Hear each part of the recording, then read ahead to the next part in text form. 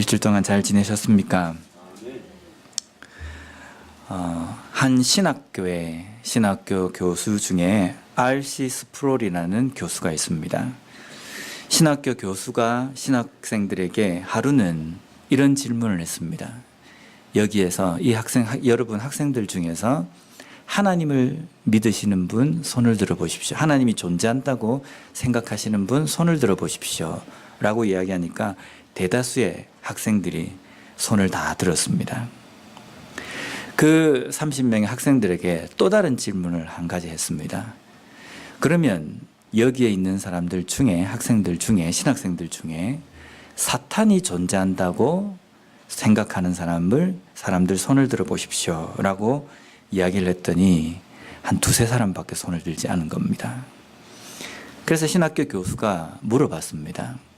손을 들지 않는 학생들에게 왜 자네는 손을 들지 않았는가? 대다수의 손을 들지 않는 학생들의 의견이 뭐냐면 하나님은 존재하시지만 사탄은 꾸며낸 하나의 허구에 나오는 인물이라고 생각합니다. 라는 겁니다. 우리는 어떻습니까? 사탄이 존재한다고 믿으십니까? 사탄이나 마귀나 귀신이 존재한다는 걸 믿는다는 것을 그 사탄을 믿는다, 신앙을 가지고 믿는다 그 의미가 아니라 존재한다는 것을 알고 있느냐라는 겁니다. 근데 하나님이 계시고 하나님이 존재한다고 믿는다고 한다면 사탄이 존재한다는 것도 알아야 되는 겁니다. 반드시 존재합니다. 원래 이 사탄은 천사였습니다. 이사야서나 또 다니엘서에 보면 그 예언의 말씀에 보면 그 사탄의 존재에 대해서 이렇게 언급한 내용들이 나옵니다. 근데 이 천사 중에서도 가장 똑똑하고 세력이 있는 이 천사가 가만히 보니까 하나님처럼 자기가 될 수 있을 것 같다는 생각이 든 겁니다. 그래서 하나님의 자리를 노리다가 천상에서 쫓겨났습니다. 그를 따르는 여러 졸개 천사들과 이 지상으로 쫓겨난 겁니다. 그래서 이 사탄은 지상으로 쫓겨나서 그로부터 하는 일이 뭐냐면 어떻게 하면 인간을 타락하게 만들 것인가? 어떻게 하면 인간을 하나님의 말씀과 가까이 할 수 없도록 만들 것인가? 그것만을 호시탐탐 노린다는 겁니다. 그래서 이 사탄은 아담과 하와가 범죄하는 그 자리에도 있었고 사람들이 죄를 범하는 그 자리에 항상 이 사탄이 존재합니다. 사탄은 끊임없이 우리 그리스도인들에게도 유혹함으로 인해서 하나님의 말씀대로 살지 못하도록 만들려고 합니다. 왜냐하면 예수님도 시험에서 뭔가 한번 대결을 해보려고 아주 당당히 나서는 존재이기 때문에 예수님 앞에도 그렇게 나서는데 우리에게는 오죽하겠습니까? 그런 사탄이 우리 인간을 공격하는 그 방법이 있습니다. 첫 번째는 유혹입니다. 창세기 3장 4절에서 5절 말씀을 보면요. 뱀이 여자에게 이르되 너희가 결코 죽지 아니하리라. 너희가 그것을 먹는 날에는 너희 눈이 밝아져 하나님과 같이 되어 선악을 알 줄 하나님이 아심이라. 지금 사탄이 하와를 유혹하는 겁니다. 어떻게 유혹합니까? 하나님과 같이 되어. 하나님과 같이 된다라는 이 말 뜻에는 내가 하나님이 된다라는 그 의미만 들어있는 것이 아니라 사탄이 천사로부터 쫓겨난 것이 자기가 하나님이 되려고 한 것이거든요. 근데 하나님처럼 된다라고 인간을 유혹하는 이 내용에는 무엇이 담겨 있냐면요. 하나님 없이도 충분히 살 수 있는 존재가 된다는 겁니다. 사람은 태어날 때부터 만들어진 피조물로서 하나님의 말씀, 하나님의 의지하에서만이 살 수 있는 존재로 창조가 되었습니다.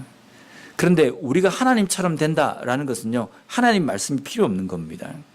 하나님을 의지하지 않아도 이 세상을 충분히 살 수 있는 것으로 우리가 생각하는 그것이 하나님처럼 된다라는 이 말에 포함이 되어 있는 겁니다. 달콤하지 않습니까? 하나님의 말씀 없이도 살 것 같고 하나님을 의지하지 않아도 이 땅을 충분히 살 수 있다.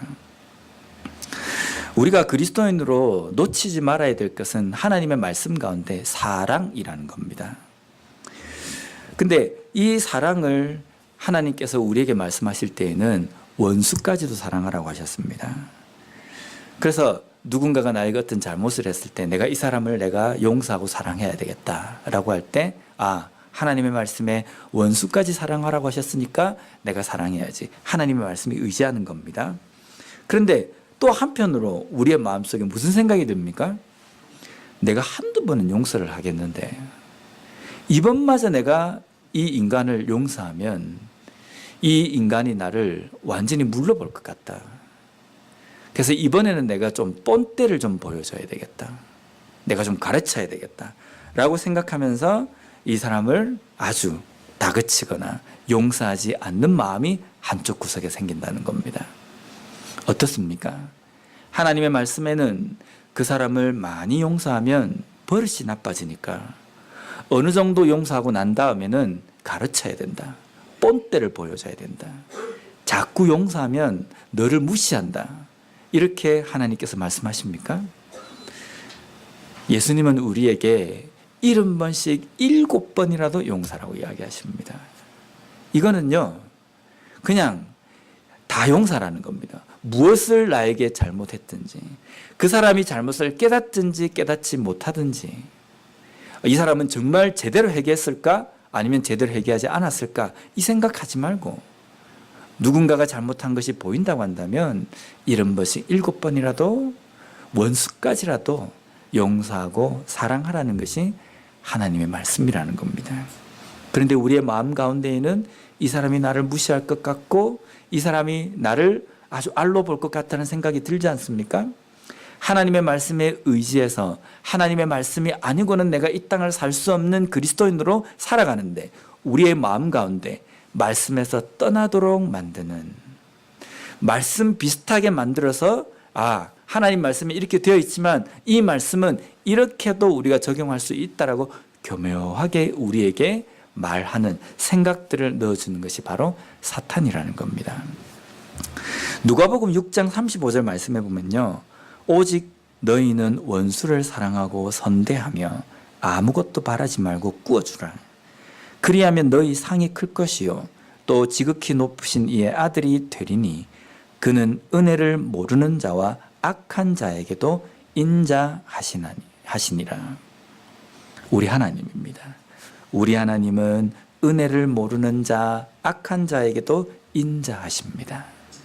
그 인자하신 하나님의 인자하심을 닮고 본받고 그 인자하심을 가지고 살아야 되는 것이 우리 그리스도인이라는 겁니다.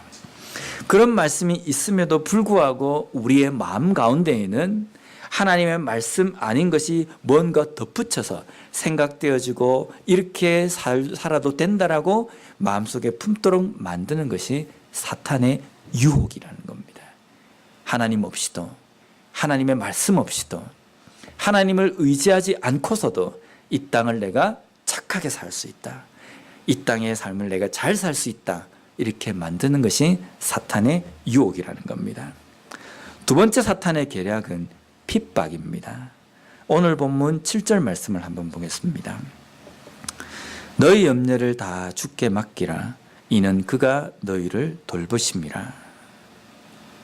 여기 보면 베드로전서 5장 쭉 내용이 이렇게 쭉 나오면서 갑자기 7절에서 너희 염려를 다 주께 맡기라. 이 말씀이 나옵니다. 우리는 이 말씀만 탁 이렇게 가지고 와가지고 내 삶에 어려움이 있는데 이 어려움을 하나님 앞에 다 맡기면 하나님께서 다 이루어 주신다라는 그 말씀을 우리가 적용을 합니다. 그런데 이 7절의 말씀은 그러한 때 적용하라고 우리에게 말씀해 주시는 내용이 아닙니다. 이 베드로 사도가 이 베드로 전서를 기록한 이후에 얼마 있지 않아서 이 로마에 큰 대화재가 일어났습니다. 들어보셨죠? 한간에 이 소문은 로마 황제 네로가 이 로마시에 불을 질렀다라고 이야기합니다. 그래서 그 밤에 불 지른 그 로마가 확 타오르는 걸 보면서 시적인 영감을 얻기 위해서 그렇게 했다. 뭐 이런 소문이 있습니다. 그런데 그건 확인되지 않았습니다. 근데 확인된 것보다 역사적으로 이제 이야기하기로는 로마에 있는 큰 기름 창고에서부터 불이 나서 이 로마 전체 도시를 다 태웠다는 겁니다.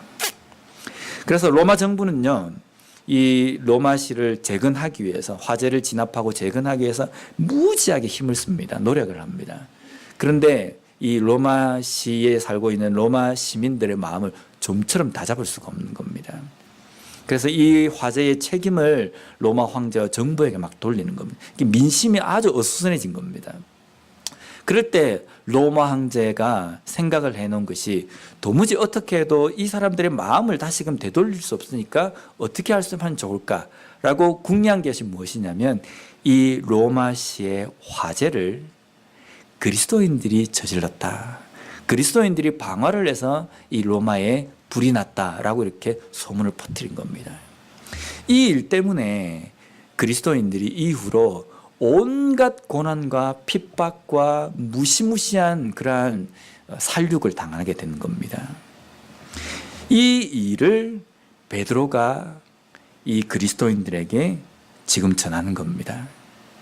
우리가 보통 하나님의 말씀이라고 이야기할 때 베드로전서라고 이야기하면 베드로 사도가 쓴 어떤 서신인데 그 서신이지만 성령의 영감을 받아서 쓴 서신이기 때문에 베드로 사도가 이 말씀을 쓸 때에는 하나님께서 주시는 예언의 말씀으로 쓴 것입니다.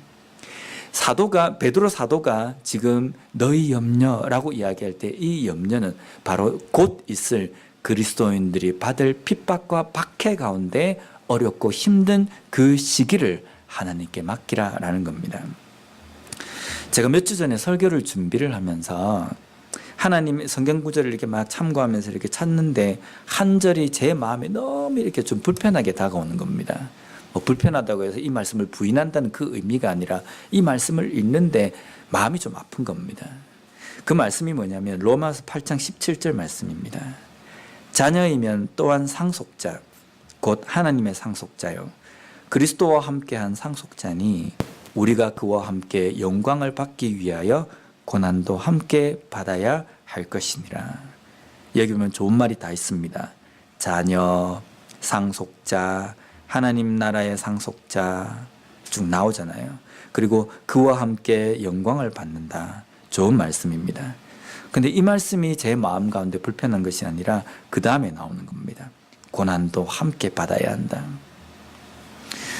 우리가 믿음, 영광, 은혜 이러한 것들을 표현하는데 왜 고난을 함께 성경에는 표현하는 것인가? 어쩌면 우리가 이 세상에서 고난, 힘들고 어려운 것을 충분히 겪고 있습니다. 얼마나 우리가 힘든 세상 가운데 살아갑니까? 이 세상이 딴 어려움이 없다 할지라도 경제적인 어려움, 자녀 교육의 문제, 내 미래에 대한 문제 이러한 것들을 고민하고 힘든 세상 가운데 살아가는데 그런데 믿음 때문에 또 고난을 함께 받아야 한다. 도대체 우리의 삶 속에서 여기에서 지금 더 얼마나 우리가 괴로워야 되는가라는 겁니다. 그래서 그런지 우리가 직장에서 좀 어려움을 당하면요 그냥 쉽게 그만 못 둡니다. 그죠? 내가 견딜 때까지 내가 견뎌보겠다. 제가 직장 생활을 많이는 안 해봤지만 부격제 생활을 오래 하면서요 이런 생각을 참 많이 했거든요. 내가 견뎌야 된다.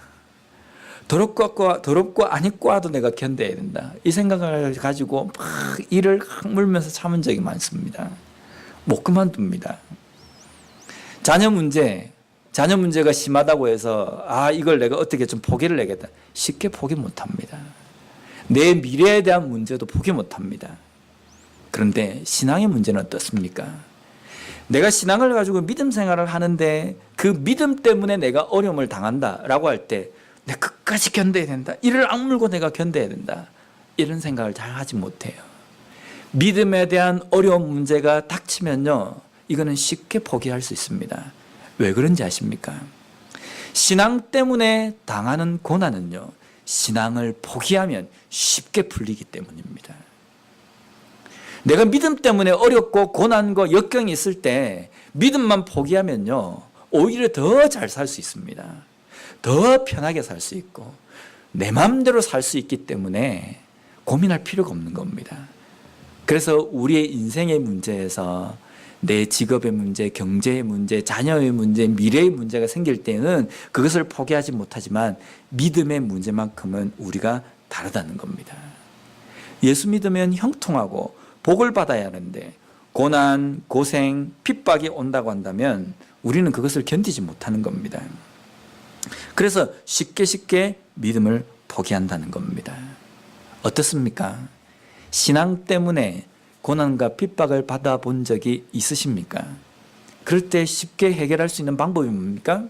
아무리 하나님 앞에 눈물로서 기도를 해도 하나님은 답이 없으십니다. 여전히 내 어려움은 해결되지가 않는 겁니다. 그럴 때 어떻게 하면 이 문제가 쉽게 해결이 됩니까? 포기하면 됩니다. 믿음을 포기하면 됩니다.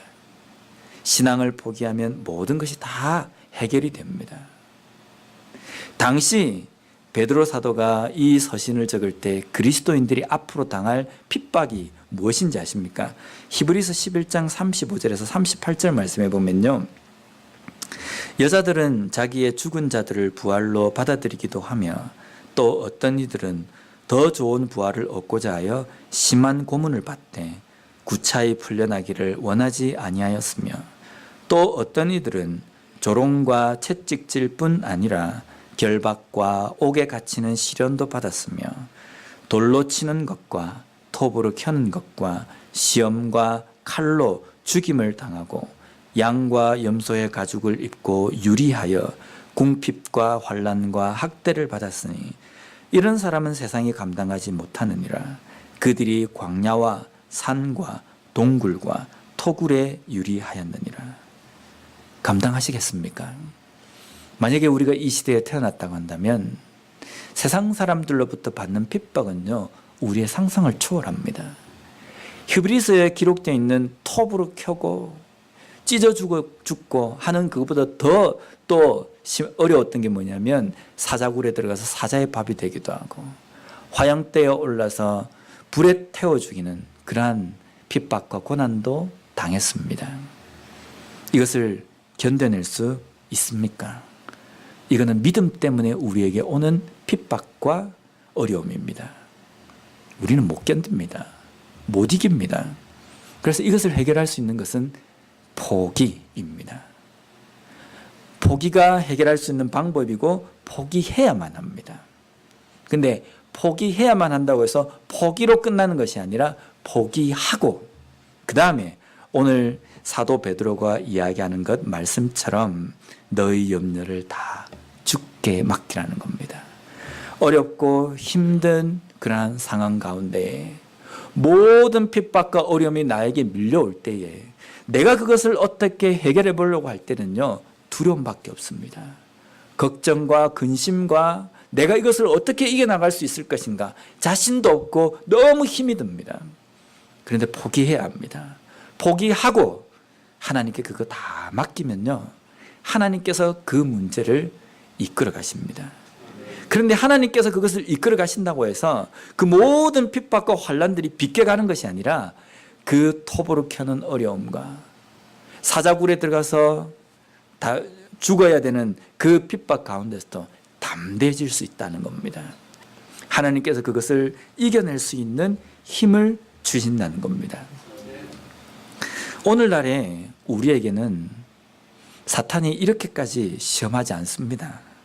오늘날에 정말 우리를 이런 사자굴에 들어가게 하고 화양대에 세우고 톱으로 켜게 죽이게 하는 것, 그리고 또 가난과 환난과 역경과 또 유리하는 것, 이런 것들이 우리에게 고난으로 오지 않습니다. 그러면 사탄이 지금은 쉬고 있습니까? 휴식을 취하고 있는 겁니까? 그렇지 않습니다. 여전히 사탄은 8절 말씀에 보면 근신하라 깨어라 너희 대적마귀가 우는 사자같이 두루다니며 삼킬 자를 찾나니. 근신하라 깨어라는 겁니다. 여전히 사탄은 우리 그리스도인들을 어떻게 하면 삼킬 것인가, 어떻게 하면 하나님의 말씀에서 떠나게 할 것인가 계속적으로 우리를 공격하고 있다는 겁니다. 제가 집에서 교회까지 하루에 2번씩 왔다 갔다 합니다. 새벽 기도 때 한 번 왔다 갔다 하고 그 다음에 낮에 또 이렇게 왔다가 또 저녁에 집에 갑니다. 하루에 2번씩 왔다 갔다 하는 길이니까 얼마나 익숙하겠습니까? 뭐 거짓말 좀 보태가지고 눈 감고도 갈 수 있는. 그런데 어떤 때는요, 아침에 출근을 하면서 차를 타고 오다가 멍해집니다. 멍해져가지고 여기서 우회전을 해야 되는데 그냥 지나쳐 가버린 겁니다. 한참 가다 잠깐 내가 어디를 가고 있지? 이 생각이 드는 겁니다. 너무 익숙하니까 아무 생각이 없는 겁니다. 그럴 때 종종 있으시죠? 저만 있나요? 왜 그렇습니까? 익숙하니까 그런 겁니다. 근데 반면에 여행을 가가지고 꾸불꾸불한 산길을 가거나 아니면 절벽이 있는 그런 길을 갈 때 멍하게 이렇게 운전을 합니까? 그 길은요, 머리끝부터 발끝까지 긴장을 바짝 합니다.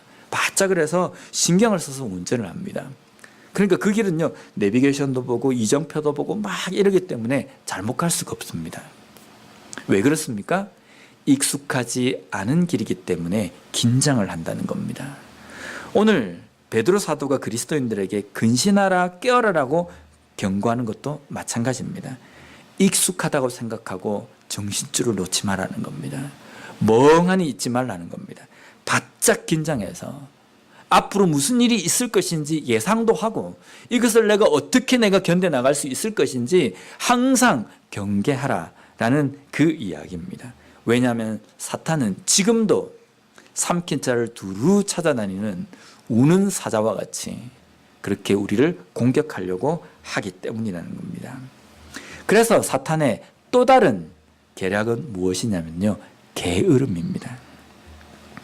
오늘날 우리에게 신앙의 가장 큰 장애는요, 바로 이 게으름입니다. 그렇게 기도할 필요도 없는 것 같고 그렇게 내가 영적으로 어떤 갈급함이 있다라고 생각도 잘 들지 않는 겁니다. 제가 어릴 때, 아주 어릴 때입니다. 아주 어릴 때 어머니를 따라서 부흥회를 자주 갔습니다. 한국에는 옛날에 심령대 부흥회 막 이러면 뭐 옆에 있는 교회 부흥회도 다 따라다니는 겁니다. 저희 어머니가 진짜 자주 가셨거든요. 부산 시내 부흥회는 다 다니신 것 같아요. 부흥회 철이 되면요, 그냥 집에도 없습니다. 항상 그렇게 갔습니다. 제가 어머니를 따라다니는데 어머니를 따라다니는 이유가 제가 믿음이 있어서가 아니고 어린 게 무슨 믿음이 있겠습니까? 그냥 집에 혼자 있으면 무서우니까, 동생들하고 있으면 무서우니까 어머니를 따라가는 겁니다. 거기 가면요, 평소 때 보지 못했던 그러한 사람들이 어디서 이 많은 그리스도인들이 있는지 막 빽빽하게, 저희 교회에서 부흥회 할 때도 보면 평소 때 못 본 사람들, 평소 때 교회 잘 안 나온 사람들 그 부흥회 때는 확 와가지고 빽빽합니다. 그래서 막 부흥회 하고 난 다음에 기도하자라고 이야기하면요, 어떤 분들은 눈물 콧물을 흘리면서 기도합니다. 괌을 찌르면서 가슴을 치면서 막 기도를 하는데 어린 마음에 그걸 보면서 이해가 잘 되지 않는 겁니다. 왜 저렇게 기도하지? 그때는 이해가 되지 않았는데요, 이제 제가 어른이 되어서 생각해 보니까 그게 믿음인 겁니다. 그렇게 애타게 기도한 것은 하나님밖에 의지할 것이 없으니까, 하나님만이 내 인생의 해결점이고 내 인생의 열쇠이니까 하나님을 붙든 겁니다. 그런데 오늘날은 어떻습니까? 그렇게 애타게 기도해야 되겠다고 생각이 잘 들지 않아요. 왜냐하면 우리의 삶에 어지간하면 별로 큰 어려움이 없거든요.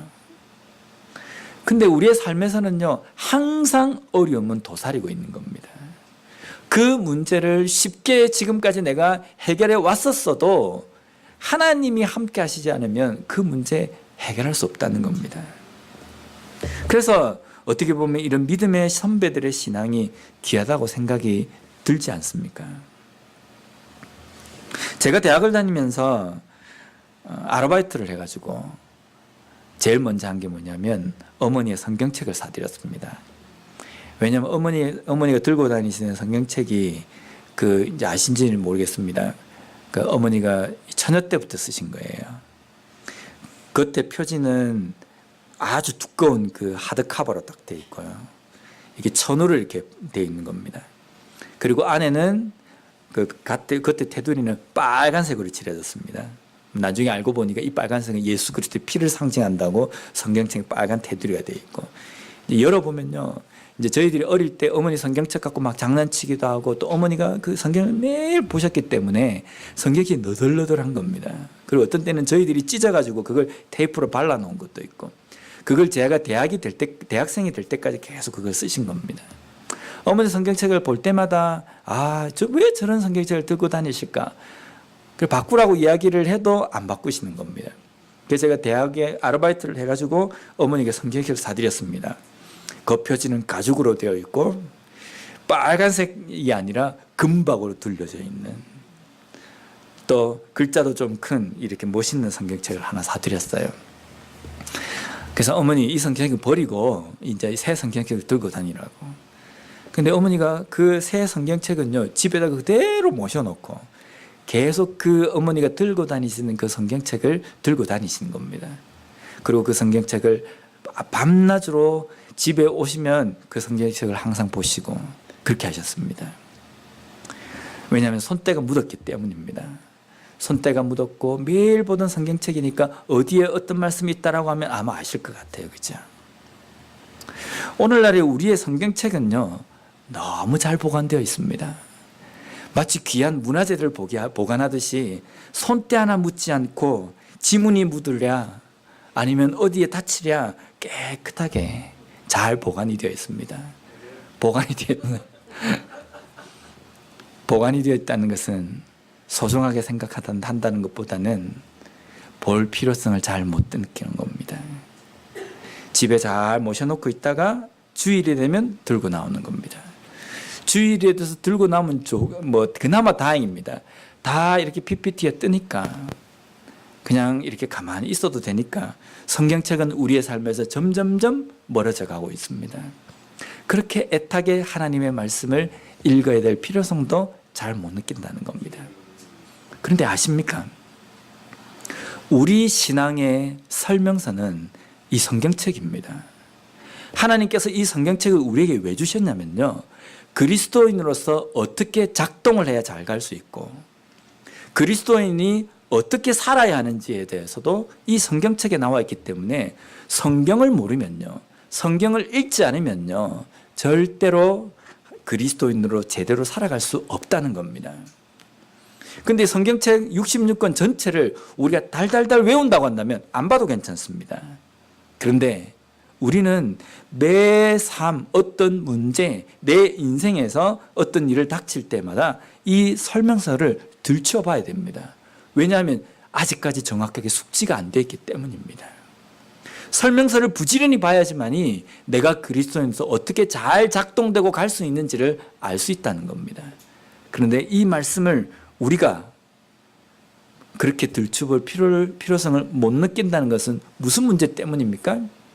하나님의 말씀 없이도 충분히 살 수 있는 세상을 살아가고 있다라고 생각하는 겁니다.